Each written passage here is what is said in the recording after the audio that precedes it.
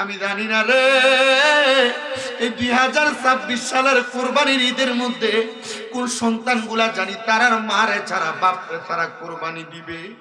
আল্লাহ গো, ওই সন্তানগুলা কেমনে জানি ধৈর্য ধারণ করবে, কেমনে জানি চোখের পানিগুলা আটকে আটকে রাখবে, কেমনে জানি তাদের মা বাপ ছাড়া কোরবানি দিবে। সামনে যে কোরবানির ঈদ আগমন করতেছে, কোরবানির ঈদ, এমন অনেক সন্তান আছে কোরবানির ঈদের দিন তারা গরু জবাই করে, কিন্তু গরুর রক্ত যেমন ভাবে পড়ে তাদের চোখের পানিগুলা ঠিক তেমন ভাবে বেয়ে বেয়ে পড়ে। কারণ যদি জিজ্ঞাসা করা হয় কেন, সন্তান বলবে আমার আব্বা আম্মা আমারে বড় কষ্ট করে মানুষ করেছে, কোরবানির একটু গোশত আমারে খাওয়াইতে পারে নাই। সমাজের গোশত যখন আসবে মা বাপ তাকে তাক পালু বাড়ায় দিয়া গোশতটা রান্না করতো, মা তরকারি ঝুল আলু দিয়া ভাত খাইতো, আমাদের পাতের মধ্যে গোশতগুলা তুইলা দিত। এমন অনেক সন্তানেরা আছে এখন 2-3 লক্ষ টাকা দিয়া কোরবানি দেয়, কিন্তু কোরবানির গরুর গোশত তার মা বাবার মুখে তুলে দিতে পারে না। আরে পারবো কেমনে? সন্তানের মা। হাজীগঞ্জের দক্ষিণ রায়চুর মানুষ, আশেপাশে এলাকা থেকে আগন্তুক মা বাবার পাগলেরা, দক্ষিণ রায়চুর পর্দার অন্তরালের মায়েরা, আমি জানি না কোন সন্তানেরা জানি আজকের মাহফিলে বসছে তারার মা নাই, তারার বাপ নাই। আপনাদের দুয়ার বরকতে আল্লাহ তাআলা আমারে গত বছর মক্কা মদিনা সফর করাইছেন। আমি যখন উমরা হজ করি, আমার তৃতীয় উমরা হজের সময় একটা ছেলে মদিনা মক্কা শরীফের সামনে দাঁড়ায়া দাঁড়ায়া আল্লাহ তাআলার কাবার দিকে তাকায় তাকায় শুধু কান্দে। আমি তারা জিগাইলাম, হে বাঙালি ভাই কান্দো কেন? ছেলেটা কই, হুজুর আমি প্রতি মাসে 2 বার আসি উমরা হজ করার জন্য। আমি জিগাইলাম, তো কান্দোস কেন রে? আমার ডাক দিয়া কই, হুজুর আমি বর্তমানে প্রতি মাসে সৌদি আরবের মতো রিয়াদের মতো জায়গায় আমি 3 লক্ষ 3.5 লক্ষ টাকা ইনকাম করি, কিন্তু আমার আব্বা জান শুধু গরু লালন পালন কইরা, দুধ বিক্রি কইরা, ক্ষেত কামারি করে আমার দুনিয়াতে পড়ালেখা করাইছে, চালাইছে। যখন দেখছে আমি পরীক্ষা দেওয়ার পর কোনো ভালো চাকরি পাই না, আমার আব্বা জান আমার মায়ের গলার চেনটা বিক্রি কইরা, আমার আব্বা জানে 2টা গরু বিক্রি কইরা আমার বিশাল আগে সৌদি আরবে পাঠাইছে। আমার আব্বা জানে বলছে, পুত্রে আমি নিয়ত করছিলাম এই বড় গরুগুলা বিক্রি করে একটা গরু কোরবানি দেওয়ার জন্য আমি ক্রয় করব। হুজুর আমি বিদেশ আসছি, আমি একদিন হঠাৎ করে ইনকাম করতে করতে যখন 3 মাস হয়ে যায়, আমি আমার ইনকামের টাকাটা আমার আব্বা জানের অ্যাকাউন্টে পাঠাইছি। পাঠাই আমি আমার বোনের ফোনে ফোন দিছি, দিয়া বলছি, ও বোন আব্বারে কইও টাকা পাঠিয়ে দিছি কোরবানির একটা বড় গরু কেনার জন্য। আমার বোনে চিল্লানি দিয়া ডাক দিয়া কয়, ভাই কোন আব্বার কাছে বলতাম, আব্বা তো দুনিয়াতে নাই, আপনি ফোন দেওয়ার 1 মিনিটও হয় না, আব্বা জান দুনিয়া থেকে বিদায় হয়ে গেছে। ছেলেটা কই, হুজুর আমি টাকা পাঠাইছি ঈদের 4 দিন আগে। আমার বোন ঈদের দিনে আমার ফোন দিয়া কান্দে সকালবেলা, আর ডাক দিয়া কয়, ভাই কোরবানির জন্য 2-2.5 লক্ষ টাকা দামের গরু কিনছি, টাকা পাঠাইতো, আব্বা দুনিয়া থেকে বিদায় হয়ে গেছে। বাইরে ভাই ফজরের নামাজ পড়ার পরে মা বিছানা থেকে আসে না বিদায়, ডাক দিতে গেছি, মারে দেখি ফজরের নামাজের মুসল্লার ভিতরে মইরা পইরা রইছে। এখন প্রতি বছর 2-3 লাখ টাকা দিয়া কোরবানি দেই, কিন্তু আমার মা দুনিয়াতে নাই, আমার আব্বা দুনিয়াতে নাই। কোরবানির গরুটা কোরবানি দেওয়ার পরে আমি 1 টুকরা গোশত আমার নিজের ঘরের জন্য রাখি না। আমি শুধু চিন্তা করি এই কোরবানির গোশতগুলো আল্লাহর হস্তে আমি মানুষের কাছে, গরিব দুঃখীর কাছে বিলিয়া দিব। গরিব দুঃখীরা খায়া খায়া আমার আল্লাহ তাআলার কাছে দোয়া করব। আমি জানি না রে এই 2026 সালের কুরবানির ঈদের মধ্যে কোন সন্তানগুলা জানি তারার মারে ছাড়া বাপরে তারা কুরবানি দিবে। আল্লাহ গো, ওই সন্তানগুলা কেমনে জানি ধৈর্য ধারণ করবে, কেমনে জানি চোখের পানিগুলা আটকে আটকে রাখবে, কেমনে জানি তাদের মা বাপ ছাড়া কুরবানি দিবে। এ সন্তানের দল, তোমরা যারা জান্নাতের বাগানে বসছ, মা বাপরে একটু ভালো খাওয়াইতে পারো না, পড়াইতে পারো না, মা বাপ কবরে। মা বাপের কথা বারবার বারবার তোমার মনে পড়ে, মা বাপের কথা বারবার বারবার তোমার মনে পড়ে। আগে এক বেলা না খাইলে মা তোমার বারবার কইতো ফুটবে, খানা খাও না কেন, পেটটা দি পিঠের সাথে লাইগা রইছে। এখন যদি 2-3 বেলা না খায়ও থাকো, কেউ একবার জিজ্ঞাসা করে না জিবাই জিগাইব কে, তোমার মা তো কবরে।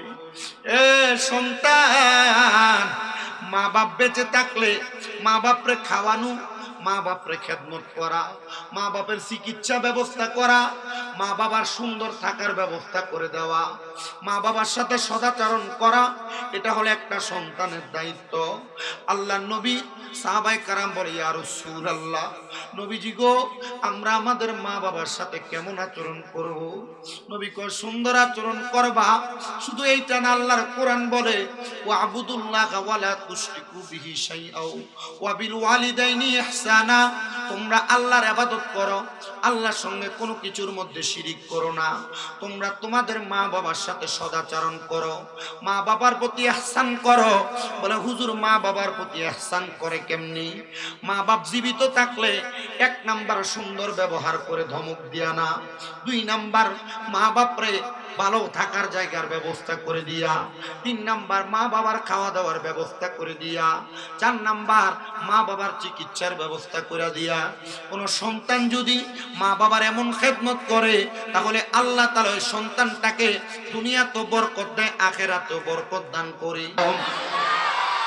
মহান আল্লাহ জাল্লা শানুহু আমাদেরকে আজকে এত সুন্দর, আল্লাহ পাকের একজন মকবুল ওলি হযরতে গৌসে পাক পীর মীর মহিউদ্দিন আব্দুল কাদের জিলানীর নামের গৌসুল আজম মসজিদের সম্মুখে আল্লাহর আরেক মকবুল বান্দা হযরতে চাঁদপুরি শাহ রহমতুল্লাহ আলাইহি কেবলার স্মরণে, বিশেষ করে আরেকজন, আমি যে হাদিসে মুবারক ইবনে মাজাহ শরীফের খুতবায় পড়েছি, আল্লাহর মকবুল বান্দা শরবত আলী দরবেশের স্মরণে 34তম মাহফিলের সম্মানিত বিশেষ বক্তা হযরত মাওলানা দেলোয়ার হোসেন আজাদি সাহেব, খাদেম ও খলিফা, আশরাফনগর দরবার শরীফ, লাকসাম, কুমিল্লা।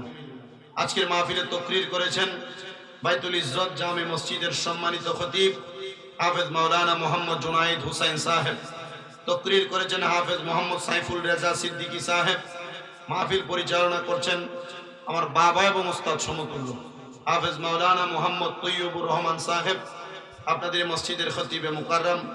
সভাপতিত্ব করছেন আপনাদের 6 নং পূর্ব বড়কুল ইউনিয়ন পরিষদের চেয়ারম্যান পদপ্রার্থী জনাব মোহাম্মদ ইমান হোসেন সাহেব, যদি উনি ওনার চাচাকে সম্মান করে সভাপতির দায়িত্ব ওনাকে হস্তান্তর করেছেন। আজকের মাহফিলে উপস্থিত আছেন ওলামা, বিশেষ করে মাদ্রাসার তোলাবা, বিশেষ করে কলেজ ইউনিভার্সিটির ছাত্র ভাইয়েরা, দাড়িপাকা মুরব্বী বাবা, যুবক নজওয়ান ভাই, ছোট ছোট মাসুম বাচ্চা। পর্দার অন্তরালে আছেন আমার অবলা সরলা মা বোনেরা, সোশ্যাল মিডিয়ার মাধ্যমে দেখনেওয়ালা দেশ বিদেশের ভাই বাবারা, মা বোনেরা, প্রবাসী ভাইয়েরা। মহান আল্লাহ তাআলা আজকে আমাদেরকে মুবারক বরকতপূর্ণ মাহফিলে আসার বসার তৌফিক দান করেছেন। যাদের জবান আছে মোহাব্বতের আওয়াজে পড়েন আলহামদুলিল্লাহ। উপস্থিত হাজিরিন, আমাকে মাহফিল কমিটি আগে কোনো সাবজেক্ট দেন নাই, কিন্তু ঘরে আসার পর আমি মিনিমাম সাবজেক্ট আমার হাতে পাইছি 9টা। 9 সাবজেক্টের উপরে যদি হয়, তোমাকে বলছি, তুমি পিছনে থাকা অবস্থায় 3টা রং করছো, 4র্থ নাম্বার রঙের জন্য এখানে এসে একটা করছো, 5ম নাম্বার হবে কান ধরে দাঁড় করে রাখা। মাহফিল আদবের জায়গা। আমরা যখন দাখিল পরীক্ষা, আজকে আমার কামেল ফিকা পরীক্ষার রেজাল্ট হয়েছে ফার্স্ট ক্লাস, আলহামদুলিল্লাহ। আমার উস্তাদরা আমাদেরকে যখন দাখিল পরীক্ষা দিয়ে বের হয়ে যাব মাদ্রাসা থেকে, একটা বাক্য শিখিয়ে দিচ্ছে যে কি, যে আল আদাবু খায়রুম মিনাজ যাহাবি ওয়াল ফিদ্দাতি, আদব স্বর্ণ এবং রূপার চাইতে উত্তম। স্বর্ণ রূপার টাকা দিয়ে দোকান থেকে কিনা যায়, বেয়াদব রাস্তাঘাটে পাওয়া যায়, কিন্তু আদবওয়ালা মানুষ ঠকাইলেও পাওয়া যায় না, খুঁজেও পাওয়া যায় না। এজন্য আদব রক্ষা করে এখানে বসবা। তোমার কৃত অপকর্মের কারণে তোমাকে কেউ খারাপ বলবে না, বলবে এটা অমুকের ফুট, বড় বেয়াদব। আমার কোনো কর্মের কারণে আমার বাপ মারে কেউ ছোট করবে, আল্লাহ না করুক, আমাকে দিয়ে কাজ। যারা বসেছ ধৈর্য এবং মনোযোগের সাথে বসবে। আমি আমার বক্তা জগতে আমার দাখিল পরীক্ষা দেওয়ার পর থেকে হুজুর ওয়াজ, আমি 10 বছরের অতিবাহিত হয়ে যাচ্ছে আমি ওয়াজ করি। আমি যেখানে ওয়াজ করি আমার উস্তাদ যিনি আমার দাখিল লেভেলে আমাকে পড়ালেখার জগতে অনেক সাপোর্ট দিয়েছেন মাহেব, উনি আমার ওই সময় রঘুপুর ইসলামিয়া দাখিল মাদ্রাসার সুপার ছিলেন। এখন আমাকে মাঝে মাঝে আমার কোনো রং বিষয় দেখলে আমাকে গাইড করে। মাঝে মাঝে আপনারাও দেখেন আমার মাঝে মাঝে ওয়াজের জগতে আসার কারণে অনেক ভুল হয়। আমি আল্লাহর কাছে ফরিয়াদ করি যে আল্লাহ, ভুল যে আমার হয় তুমি আমার এই ভুল করে বাঁচাইয়া দাও। কারণ আমার এই ভুলগুলা প্রকাশ্যে আসি বিদায় আমি তোমার কাছে মাপ পাওয়ার সুযোগ, মাপ চাওয়ার সুযোগ পাই। আমি মনে করি 2টা 4টা 5টা 10টা ভুল আমার পূর্বে যা হয়েছে ভবিষ্যতে এমন আরো 100-150 ভুল হবে, কিন্তু এই ভুলগুলা থেকে আমার জীবনে বড় বড় শিক্ষা গ্রহণ হয়েছে।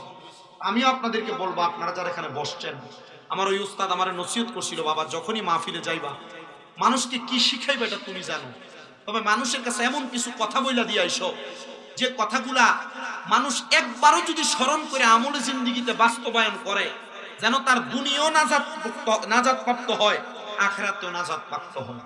আমার পর্দার অন্তরালে অনেক মা বোনেরা আছে, আমি আমার মা বোনদেরকে উদ্দেশ্য করে কিছু কথা বলবো, আপনাদেরকে উদ্দেশ্য করে কিছু কথা বলবো। ওয়াজের মাঠে ওয়াজ করতে গেলে আমি গত বছর 261টা মাহফিল করছি। এই 261টা মাহফিলের ভিতরে আমি হিসাব করছি 213টা মাহফিল আমার সাবজেক্ট দিয়েছে পিতা মাতার খেদমতের ওয়াজ। কেন? শামীম রেজা হুজুর, আপনি পিতা মাতার খেদমতের ওয়াজ করলে খুব ভালো লাগে, আপনি পিতা মাতার খেদমতের ওয়াজ করলে আমরা কলিজা ঠান্ডা হয়ে যায়। আজকে আমি যখন হাদিগঞ্জ ব্রিজে আমার সাথে কামেল পরীক্ষা দিছে ফেকাতে, আমার ফোন দিয়ে দোস্ত আমার মা তোমার পিতা মাতার খেদমতের ওয়াজটা বেশি করে শোনে এবং আমার সামনে যখন করি সাউন্ড একটু বাড়াইয়া দেয়। দোস্ত পিতা মাতার খেদমতের ওয়াজ যেহেতু করো, তুমি একটু কষ্ট কইরা শাশুড়িরা ছেলের বউয়ের সাথে কেমন আচরণ করবে এই হকের আচরণ একটু ওয়াজটা একটু করে। আমি কইলাম বেড়া ইউটিউবে তো আমার এমন শত শত ওয়াজ আছে, তুই একটা ওয়াজ। তার মানে বুঝলাম যে তার আম্মা মনে হয় তার বউর লোকে বালা ব্যবহার করে না, তে আছে বড় হেসালের ভিতরে। আমি কইলাম তোর কাছে আমি আমার এই ওয়াজটা ফাটাই দিব, তুই তোর আম্মার সামনে এই ওয়াজটা একটু জোরে লাগাই দিস। ও না, আমার মা তো তোমার খুব ভক্ত, তোমার তোমার মা বাবার ওয়াজ যেহেতু মানে তাহলে বউয়ের উপরে কেমনে সুন্দর ব্যবহার করবে এই ওয়াজটা মানবো। আমি বললাম বেড়া তুই আমার একটা কাম করিস, 35-40 হাজার টাকা যা লাগে আমার নিয়ে একটা মাহফিল করাইস, তাহলে আমি এই দিন শুধু মা বাবা এই বউর প্রতি শাশুড়ি কি আচরণ করবো, শাশুড়ির প্রতি বউ কি আচরণ করবো আমি এটা কইলাম। তোর লগে আমার কি ভালোবাসার সম্পর্কটা এটা কি টেহা দিয়া মাফি? আমি কইলাম রে দোস্ত তোরে প্রয়োজনে আমি একটা হোটেলে বয় 1-1.5 টাকা চাইনিজ খাওয়াইলাম, কিন্তু আমার হাদিয়াটা কম দেওয়া যাইতো না, তুই কি তা কস? ও না না না ঠিক আছে, আচ্ছা ঠিক আছে। আমি কই মাহফিলে চলেছি রাখিয়ে দেবার করে।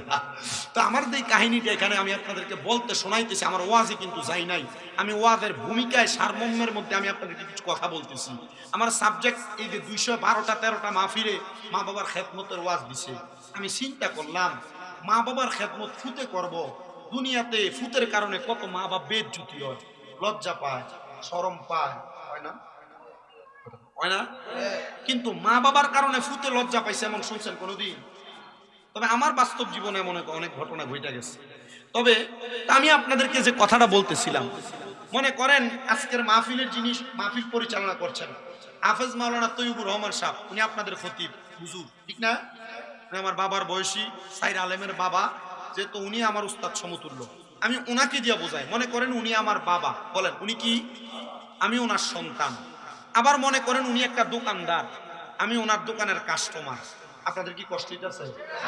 আপনারা যেই লেভেলের ওয়াজ শুনতে চান আমি ঠিক এই লেভেলের ওয়াজ শোনাতে পারবো। যদি কোন গজল গাইয়া সঙ্গে আমি আমার সময় শেষ করে দিতে আমার পক্ষে সম্ভব, যদি কোন পুরা সময় কোরআন হাদিসের ওয়াজ করতে আমার পক্ষে সম্ভব, যদি কোন কিচ্ছা কাহিনী কইয়া সময় বাদ করতে আমার পক্ষে সম্ভব, যদি কোন জিকির আজকার কইরা কোন রকম তব কইরা নাইমা চলে যাইতে তাও আমার পক্ষে সম্ভব। আমি যেই কথাগুলো বলবো আপনাদের জন্য, এবং আপনারা যারা এখানে বসছেন আপনারা সবাই নিট শ্রোতা। ধান জারার পরে সিডা গেলে যে ধান থাকে আপনারা এমন, কারণ বৃষ্টি আসার পরেও যারা সন্ধ্যার পরে এ মাহফিলে বসছেন ঠান্ডার ভিতরে এ ভিজা ময়দানে, আপনাদের যে ভালো শ্রোতা আমার মনে হয় না যে আমি আর কোনো জায়গায় গেলে পাবো, কারণ যারা কষ্ট সাধন করেও মাহফিলে বসে এরাই ভালো শ্রোতা, ঠিক না? তো যেই কথা, উনি আমার বাবা, আমি ওনার সন্তান। উনি একটা দোকানদার, আমি ওনার খদ্দের। ওনার কাছে একটা পানির বোতল আছে। এই পানির বোতলের দাম বর্তমান বাজার মূল্যে 20 টাকা। জোরে কন না, কয় টাকা? 20 টাকা। এখন আমি ওনার দোকানে গেলাম, দোকানে যাই পানিটা নিলাম, নিয়ে খাইয়া চলে আসলাম। আচ্ছা কোন তো উনি দোকানদার হিসেবে 20 টাকার জন্য ওনাকে আমাকে ধরবে না ছেড়ে দিবে? ছেড়ে দিব। ধরবে না ছেড়ে দিবে? কেন? আমি ওনার কাছ থেকে পানি খেয়েছি, আমি ওনাকে বিনিময় দেই নাই। আরো স্বাভাবিক বোঝায়, বর্তমান বাজার মূল্যে এক ভরি স্বর্ণের দাম 2,64,000 টাকা। এই টাকা দিয়ে যদি আপনি স্বর্ণ ক্রয় করতে যান, স্বর্ণটা নিয়ে আপনি টাকা না দিয়ে যদি স্বর্ণ নিয়ে আসতে চান, আপনার কি আসতে দিবে? এবার বুঝিয়ে দেই, উনি যেভাবে আমাকে পানি টাকা ছাড়া দিবে না, স্বর্ণ দোকানদার যেভাবে টাকা ছাড়া আমার স্বর্ণ দিবে না, মা বাবার খেদমত যেহেতু ওয়াস, উনি আমার বাবা, আমি ওনার সন্তান, উনি আমার জন্ম দিল, উনি যদি আমার জন্মের পর থেকে দায়িত্ব পালন না করে, আমিও বৃদ্ধ বয়সে ওনার দায়িত্ব পালন করব না, এটাই স্বাভাবিক।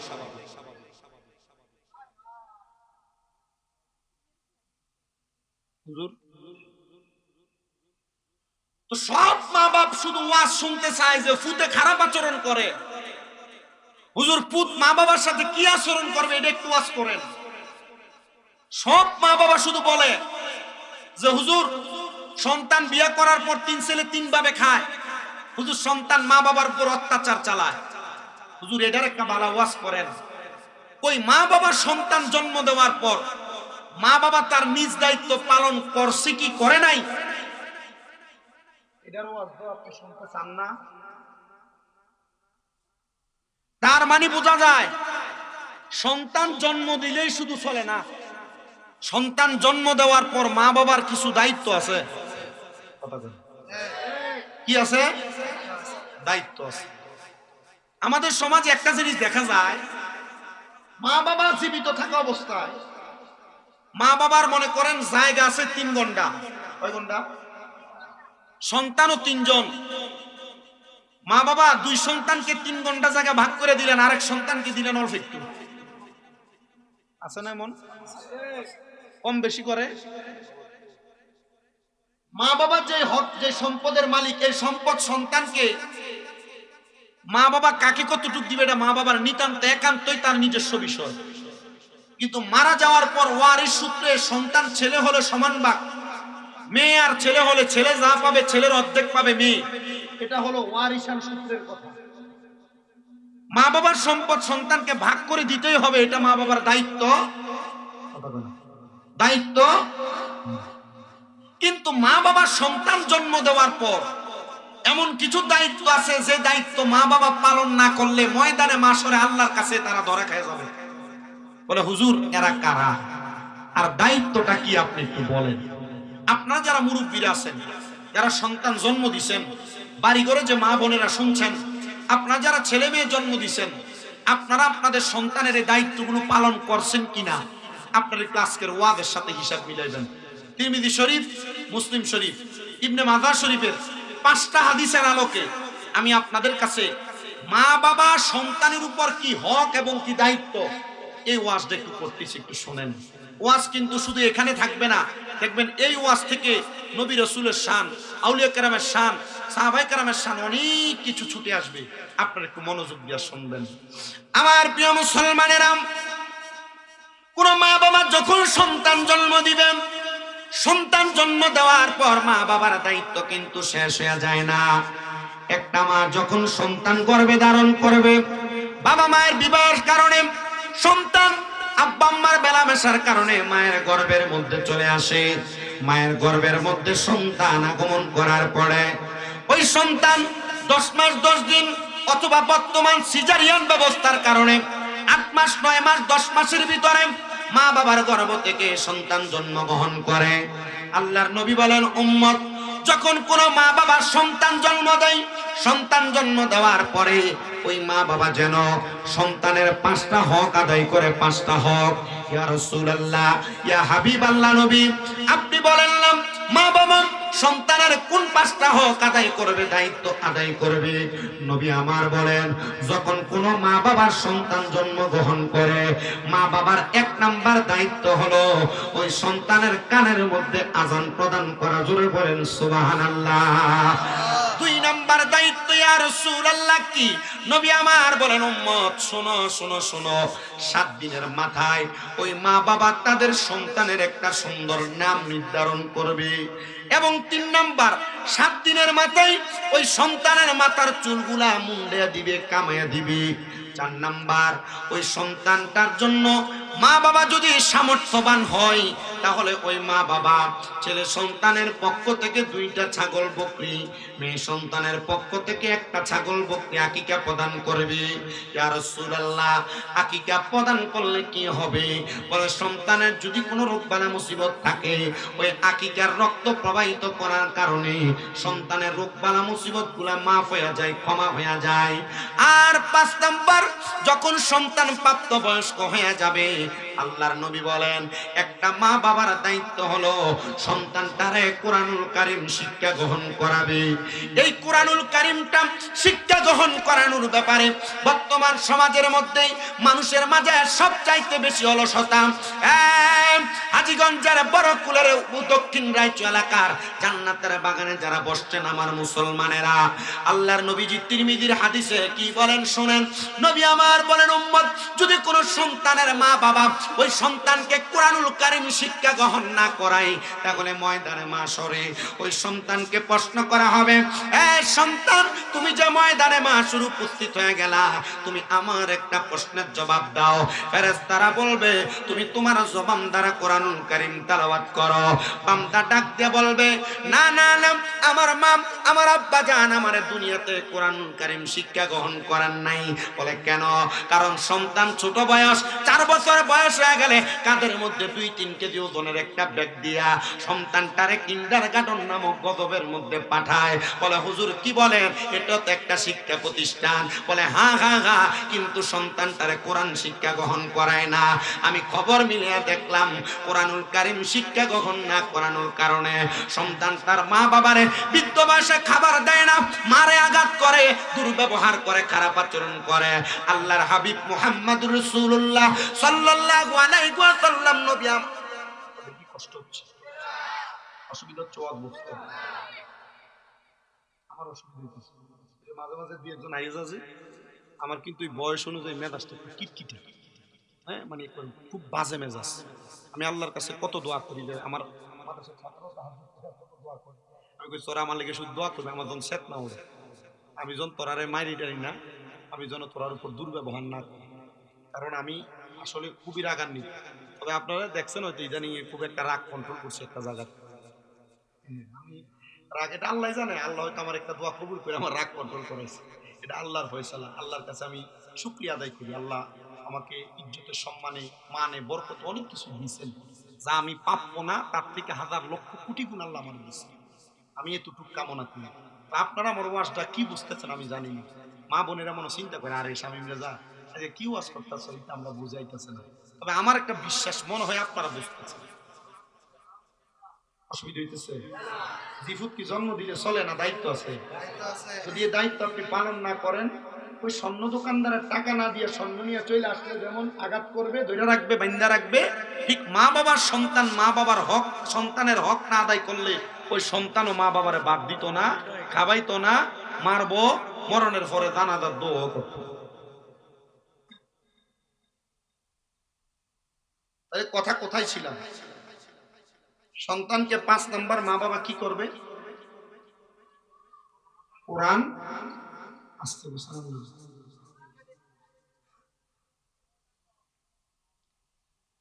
আমার প্রিয় মুসলমানেরা শুনেন, একটু অন্তরের কান লাগায়াম। ময়দানে মাশরে যখন পৌঁছে না তাহলে পারে চলে যাবেন। এখানে আপনারা যারা আছেন, আমি আছি, আপনাদের ইমাম সাহেব, চেয়ারম্যান, পদপ্রার্থী, মাহফিল কমিটি সবাই আছে, সবাইকে প্রশ্ন করা হবে কোরআন তেলাওয়াত করো। সন্তান তখন বলবে আমার বাবা বিদেশ থাকার কারণে আমার কোরআন শিখাইতে পারে নাই, আমার মা সকালবেলা সারা রাত্র টিভি সিরিয়াল দেখার কারণে সকালবেলা টাইম মতো ঘুম থেকে উঠতে পারে না, আমার মক্তবে পাঠাইতে পারে নাই। সন্তান কিন্তু তখন নিজের দোষ আর নিজের কাঁধে রাখবে না, মা বাবার উপরে বর্তে দিবে। নবী আমার বলেন, উম্মত শুনো, অন্তরের কান লাগে শুনো। ওই সময় বলা হবে, এ রহমতের ফেরেশতারা, তোমরা সন্তানের বাবাকে ডাক দাও, সন্তানের মাকে ডাক দাও। কারোর কথা বললাম না, আমি আমার দিয়ে আপনার উদাহরণটা বোঝাই। মনে করেন আমি ফেরেশতাদের সামনে তখন কোরআন তেলাওয়াত করতে পারবো না। ফেরেশতারা বলবে, কই রে শামীম রাজার মা, কই রে শামীম রাজার আব্বা, আয় সামনে চলে আয়। আমার আব্বা আম্মাকে ময়দানে মাশরে ফুলসিরাতের পারে সামনে দাঁড় করে দেওয়া হবে। তখন আমার আব্বা আম্মারে প্রশ্ন করা হবে, এ সন্তানের বাবা, এ সন্তানের মা, তোমরা কেন তোমাদের সন্তানকে কোরআন শিখাও নাই, কোরআন পড়াও নাই? তখন আমার মা বাবা জবাব দিবে, দুনিয়ার ব্যস্ততার কারণে, দুনিয়ার বেকুলতার কারণে, ইনকামের ধান্দায় পইরা আমি আমার সন্তানটারে কোরআন শিখাইতে পারি নাই। বড় একজন ফেরেশতা যার নাম বারজাস, ওই বারজাস নামক ফেরেশতা আমার আব্বাকে টান দিয়ে নিয়ে আব্বার পাগুলা ফুলসিরাতের উপরে এমন ভাবে বেঁধে দিবে, ফুলসিরাতের একবারে আমার বাপের হাতগুলা থাকবে, ফুলসিরাতের আরেক পারে আমার আব্বা জানের পাগুলা থাকবে। তখন ফেরেশতারা বলবেন, এ সন্তান, তুমি যেহেতু কোরআন শিখতে পারো নাই, তোমার মা বাপ যেহেতু তোমার কোরআন শিখায় নাই, তুমি তোমার বাপের বুকটার ভিতরে পাড়া দিয়া ফুলসিরাতটা পার হও। যে সন্তান বাবার গায়ের সাথে একবার পাও লাগলে তিনবার সালাম করে, যে সন্তান আব্বার শরীরের সাথে শরীর লেগে গেলে আব্বারে ধইরা সালাম করে, চিন্তা করে দেখেন, এ দক্ষিণ রায়চুরের বড়কুল এলাকার জান্নাতের বাগানের আমার মুসলমানেরা, চাঁদপুর হাজীগঞ্জের মুসলমানেরা, এখন তখন কি করা হবে? একটা সন্তান তার বাবার বুকটার মধ্যে পাড়া দিবে। এখন যারা বৃদ্ধ হয়ে গেছেন, প্রাপ্তবয়স্ক হয়ে গেছেন, আপনার মনে প্রশ্ন, আমি তো এখন আর কোরআন শিখতে পারবো না। জিনা জিনা, আপনার মা বাবার দায়িত্ব আপনার প্রাপ্ত বয়স পর্যন্ত ছিল। আপনি মনে করতেছেন আপনার বাবার বুকে পাড়া দিয়া আপনি ফুলসিরাত নামক পুলটা পার হয়ে যাবেন, কিন্তু না না না, আল্লাহর নবী বলেন, কোন সন্তান যখন প্রাপ্ত বয়স্ক হয়ে যায়, ওই ব্যক্তি যদি নিজ দায়িত্বে কোরআনুল কারীম না শিক্ষা গ্রহণ করে, তাহলে ওই সন্তান যখন তার বাবার বুকটার ভিতরে পাড়া দিবে গো, তখন ওই সন্তান এবং তার বাবা দুইজন একসাথে জাহান্নামের অতল গহ্বরে পড়ে যাবে। ওরে 30 পারা কোরআন বাইরে মনে রাইখো তয়, কোন জায়গায় কোন হরফ লেখা রাখিও প্রলয় আমি জানিলাম না গো। আল্লাহ মরণের কতদিন বাকি, আমার মরণের কতদিন বাকি আমি জানিলাম না গো। আল্লাহ মরণের কতদিন বাকি, আমার মরণের কতদিন বাকি আমি জানিলাম না গো। আল্লাহ মরণের, আসতে বলতেছেন, বলেন না, মরণের কতদিন বাকি আমি জানিলাম না গো।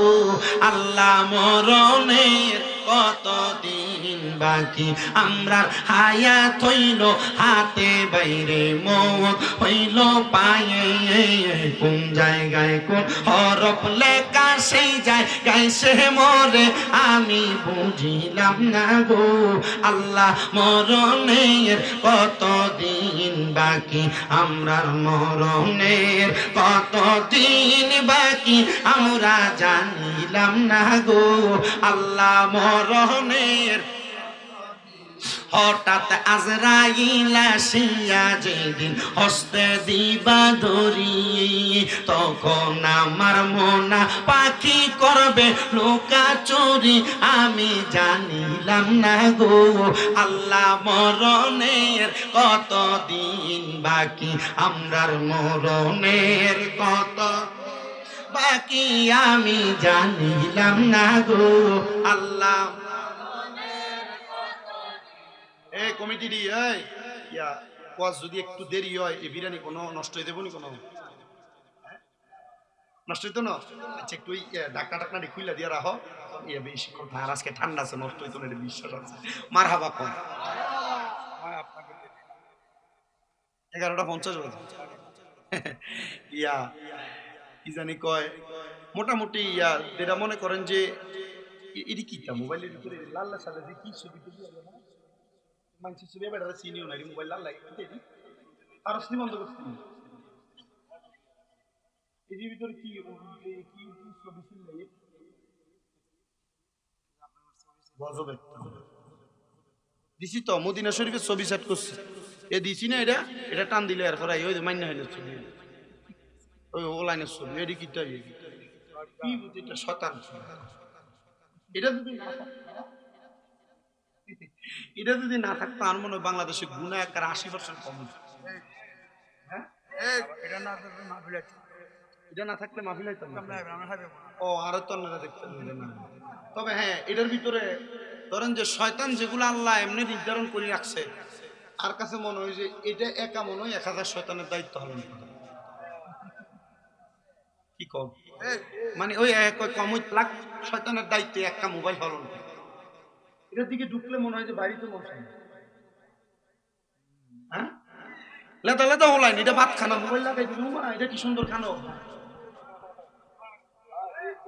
হ্যাঁ না এটার আবার আরেকটা কারণ আছে, কারণ বেডি তো ওই জিহুতের হেডে লই অসুবাকের মা কোরআন শরীফ হচ্ছে, নামাজ হচ্ছে, আর এ বেডি ওই হেডে তো সন্তান টিকটক।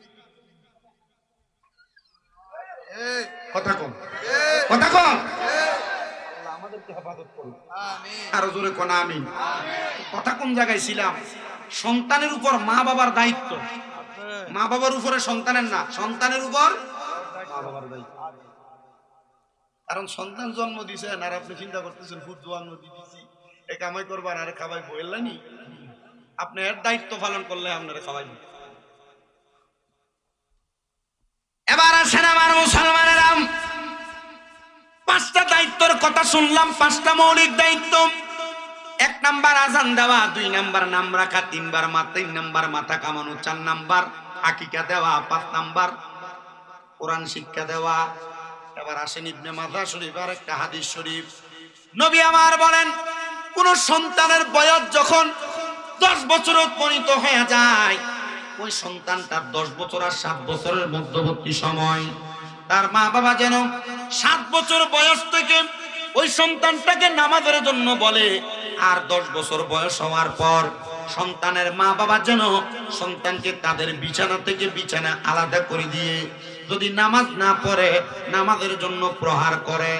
কিন্তু বর্তমান যুগের মা বাবারা সন্তানকে নামাজের জন্য মারবে, ধমক দিবে, কিন্তু এ সাহস তো পায় না, কারণ বাপে নিজে নামাজ পড়ে না, মায়ে নিজে নামাজ পড়ে না, বাপ্পা নামাজ পড়ে না, তো সন্তান নামাজ পড়বে কেমনে? এ বাবা মায়েরা, আমি আপনাদের কাছে করজোরে আবদার জানাই, আপনার সন্তান যে আপনার অবাধ্য, আপনার সন্তান যে আপনার কথা শুনে না, আপনার সন্তান যে আপনারা ভাত দেয় না, আপনার সন্তান যে আপনার সঙ্গে খারাপ ব্যবহার করে, একমাত্র আপনি আপনার সন্তানের হকগুলা আদায় না করার কারণে। যদি আপনি আপনার সন্তানের প্রত্যেকটা হক আদায় করতেন, তাহলে কোনোদিন আপনার সন্তান আপনার অবাধ্য হতো না, কোনোদিন আপনার সন্তান আপনার পথের বাহিরে যাইতো না, কোনোদিন আপনার সন্তান আপনার কথার অবাধ্য হয়ে চলতো না। আল্লাহর হাবিব মুহাম্মদ রাসূলুল্লাহ সাল্লাল্লাহু আলাইহি ওয়াসাল্লাম নবী আমার জানায়া দেয়, ও উম্মতেরা, দুনিয়া জমিনে থাকা অবস্থায় তোমরা যখন তোমাদের সন্তান জন্ম দিবা, 10 বছরের বয়স থেকে সন্তানকে যোগ উপযোগী প্রাপ্তবয়স্কের ধারাবাহিকতায় পৌঁছানোর আগে তোমরা তোমাদের সন্তানের ভরণ পোষণের দায়িত্বগুলা গ্রহণ করবা। কিন্তু সন্তান বাবা মায়ের জায়গা জমি মরার আগে ভাগ করে দেওয়ার জন্য যে ফুতেরা মা বাপরে টর্চার করো, খারাপ ব্যবহার করো, আমি বলবো দুনিয়ার জমিনে থাকা অবস্থায় সোনার বাংলাদেশে যে অবস্থা আমি দেখতেছি, কোন মা বাপ যেন ইন্তেকালের আগে তাদের সন্তানকে জায়গা জমি ভাগ করে না দেয়।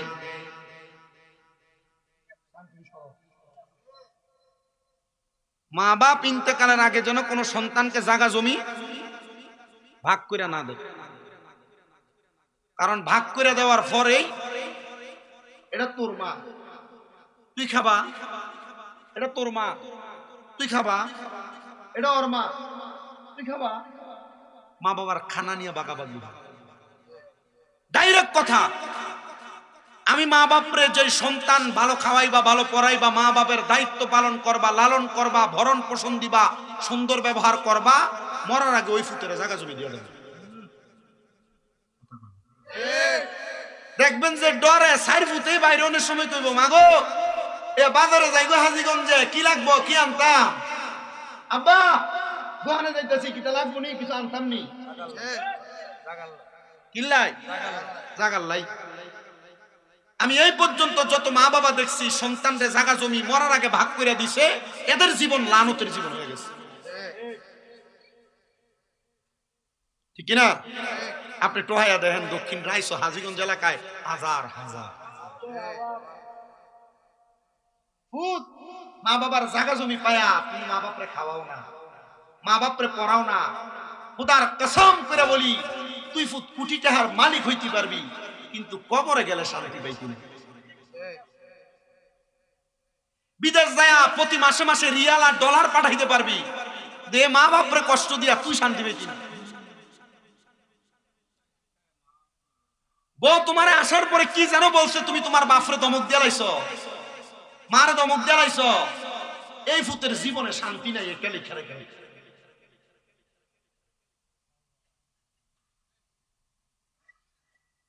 আমার জীবনের যে উন্নতি, আমি ঘরে বসে বলছিলাম আমার আজকে না কামেল ফেকার রেজাল্ট দিছি, আজকে থেকে আমার ওয়াজ করার কথা। আমি তো ওয়াজ করি আজকে 10 বছর, আমি ওয়াজ করি আজকে 10 বছর। আমার পড়ালেখার যোগ্যতা দিয়া আমার মতো মূর্খ ছাত্র আমার মনে হয় কুমিল্লা লিয়াতে আর একটু নাই, আমার মতো মূর্খ বক্তা সোনার বাংলাদেশ আর একটু নাই। আমি সবচাইতে মূর্খ, তবে আমি বিশ্বাস করি আপনাদের কাছে যে মাঝে মাঝে দুই একটা ভালো কথা বলি, এগুলো একমাত্র আমি আমার মা বাবা ওস্তাদ মুরব্বীদের দোয়ার কারণে। লাস্ট 1 বছর 1 মাসে আমার আম্মার অসুস্থ, আপনারা অনেকে জানেন না, অনেকে জানেন, আমি আমার মার পেছনে 9 লাখ 9.5 লক্ষ টাকা খরচ করছি। এখনো হাঁটতে পারে না, আসার সময় লাঠি পট দিয়ে বারান্দায় বেরিয়েছে। আমি এই ডাক্তারে যখন 3 মাস চলে ডাক্তারে কইছি, আপনি পারলে আমার থেকে 10-15 লাখ টাকা নেন, আমার মাটারে হাঁটার ব্যবস্থা করে দেন। আমার ডাক্তার মাথায় হাত বুলিয়ে কইছে, শামীম সাহেব যদি টাকা দিয়েই আপনার মা হাঁটতে পারতো তাহলে আপনার মা অপারেশনের পরের দিনে হাঁটতো। আমি নিয়ত করছি, আল্লাহ এই টাকাটা আমি রাইখে দিন, আমার মা যেদিন সুস্থ হবে এই টাকাটা দিয়ে আমি আমার মারা হয়ে যাবো। আমি আমার এই বয়সে আমার বাবার ঋণ দিছি 11,30,000 টাকা। আমি তো কইছিলাম না একটু আগে যে দুনিয়াতে সন্তান মা বাপরে জ্বালায়, আর আমি কিন্তু মা বাবার জ্বলা জ্বলি, কিন্তু এই জ্বলা আমারে জ্বালাইয়া আংরা বানায় না, স্বর্ণ বানায়। আমি তো বড় কোনো ঘরের ফুট না, আমার বাবার কাজ ছিল কসাইগিরি করা। পরপর 5 বছর, 1 বছর 4.5 লাখ, 1 বছর 2 লাখ, 1 বছর 1 লাখ, 1 বছর 80,000, 1 বছর 60,000, কোন বছর 1,50,000 দিয়া এই 11,30,000 টাকা ঋণ আমি আমার বাবার দিয়েছি। এই বছরও 3.5 লাখ টাকা ঋণ লাগাইছি। আমি গত 16 দিন আগে আমার বাপরে ঘরে জিগাইলাম টাকাগুলা কই। আমার সংসারে তো আপনার আমার মা বাপ, ছোট ভাইয়ের বউ, ছোট ভাই, আপনি তো এদের পিছনে 2 টাকা খরচ করা লাগে না, সবই তো আমি কই। এই টাকাগুলা কই? বোবার মতো হয়ে গেছে, কোনো কথা নেই। গেলাম ঋণ কত আছে, বলছি 1,30,000 টাকা। আমি কইলাম আপনার পাওনাদারে ফোন দেন, আমি টাকাটা দিয়ে দিন। আমার কোরবানির টাকা রাখছে 2.5 লাখ টাকা, এখান থেকে 1 লাখ টাকা আলাদা করে দিয়ে দিচ্ছে। দিয়া জিজ্ঞাসা করছে আর কোন ঋণ থাকলে কোন আমি দিয়া দিই, না নাই। আমি ওনার মোবাইলটা লইয়া মোবাইলের সিমটা ভেঙে গেছি, ভাইয়ে গেছি ঘরে ওয়াইফাই আছে, এটা দিয়ে নেট চালাই। ছোট ভাইয়ের বড় ডাক দিয়ে গেছি চুলার মধ্যে চা বসায় রাখবা, 10 মিনিট পরে করে দিবা। আর বর্তমান ফুতে আমি এমন কইছি যে ফুতাইতে তো বাপ মার ঋণ পরিশোধ করে, জায়গা জমি থাকলে একটু বেশি দিবেন লাগিয়া, আপনি আমার কি দিয়ে যাবেন? বাপের দিনের যে ভিটার জায়গা এটা কোনো কথা বলে না, মাতে না, চুপ করে চেহারা দিয়েছে। এই 16 দিনের ভিতরে ওনার সাথে আমার সাথে কোনো কথা নেই, কিন্তু সিম ভাঙার পরে এবারে ফাওনাদার আরো 2.5 লাখ টাকা ফাওনাদার আমার লগে দেখা হয়েছে। বলা মানে আমার বাপে তো আমারও কইছে যে দেন আর নাই। আমি জিজ্ঞেলাম আপনি যে এখন আমার কাছে আইলেন, এবারে লগে কাজ কারবার করার সময় তখন তো আমার একবার জানাইলেন না, এখন আইলেন কেন? দম ধরে থাকে খানা দাম। আমি কইছি আমার বাপে আমার কোক আর ফরিদ না। কত চেষ্টা করছি, ঘরে বসাইয়া নামাজ রোজা করবেন, ইবাদত করবেন, সুন্দর চলবেন, ভালোভাবে চালাই। এখন আর আমার কাছে বিচার হলোই আয় না। তবে এই কথা সত্য, এই কথাই সত্য, ধৈর্য ধারণ করে এগুলা মাইনা নিয়া এখনো পর্যন্ত মার ভূমুখ সাফ করি বিদায় আল্লাহ হয়তো আমার টিকে রাখছে। আর নচে 1 বছর 2 বছরের গ্যাফে গ্যাফে আমার উপরে যে তুফান আয়ে আমি বক্তা তত্ত্ব হয়ে যাওয়ার কথা। আমি বক্তা তত্ত্ব হয়ে যাওয়ার কথা। গত 20-25 দিন আগে মহিলা মাদ্রাসার 9 বছরের মাই আড়াইটা বাজে বাইরে গেছিল। আমি মাহফিল থেকে আয়া দিয়ে সব বাজারের এখানে কয়েকজন লোক আছে, দীপু ভাই আছে বিএনপির নেতা, ওনারা দেখে মায়ের রাখতে এই মেয়ে দাসকু রিক্সাওয়ালার টান দিয়ে পরে পাইছি। আচ্ছা, যদি তখন কোনো দুর্ঘটনা ঘটতো, এই দুর্ঘটনার ভার আমার উপরে আইতো না? আল্লাহ ইজ্জতে বাঁচাইছে। মাদ্রাসা যেগুলো আপনাদের দোয়ায় তো কয়েকটা চলে, মাদ্রাসা কুমিল্লা জেলখানার মতো বানায় রাখছি। কনফলাইন বাড়ি তো না পারে হোন্ডার ফোলা ফাইন বাথরুমের ভেন্টিলেটর দিয়ে ভাগে।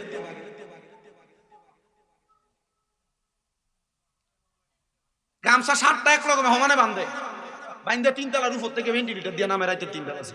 মাহফিল করে আইয়া রাতকে 4:30 5টার দিকে না ফজর ফজরে হতি আটকা ফোন দে, হুজুর উমকে তো বাইকে গেছে কুন্ডা লইয়া এই পুরা কুমিল্লা শহর। আমি আমার মার এদিন জিগেলাম, আমা গো এই মাদ্রাসা লইয়া, আপনারে লইয়া, তারে লইয়া, ছোট ভাইটারে লইয়া, বাপটারে লইয়া এত টেনশন, আমার কি মা একটু শান্তির দরকার নাই? আমার মা আমার চেহারা দিয়ে যায়, কতই দরকার আছে না? তো কেমনে আর মাথা না তখন কি আমি আমার মার ভিডিও দিতাম? তখন কি আমি গর্তে বাইর করে দিতাম? তুমি ধৈর্য ধারণ করো, দেখবে ধৈর্য তোমার এমন বড় বানাইব, খোদা কি কসম করে বলি, তোমার সম্পদ খাওয়ার মতো মানুষ বাংলাদেশের মানুষও তোমার সম্পদ খেয়ে শেষ করতে পারবে না ইনশাআল্লাহ। এখানে অনেক সন্তান আছে তারা লক্ষ লক্ষ কোটি টাকার মালিক, কিন্তু বাপ মার মুখে 1 লোকমা খানা তুলে দিতে পারে না। এর মা বাপ এর বড় কষ্ট করে মানুষ করছে, এর মা বাপরে এখন একটা সুন্দর জামা কাপড় কিনা পরাইতে পারে না, পরাইবো কেমনে? মা বাপ কবর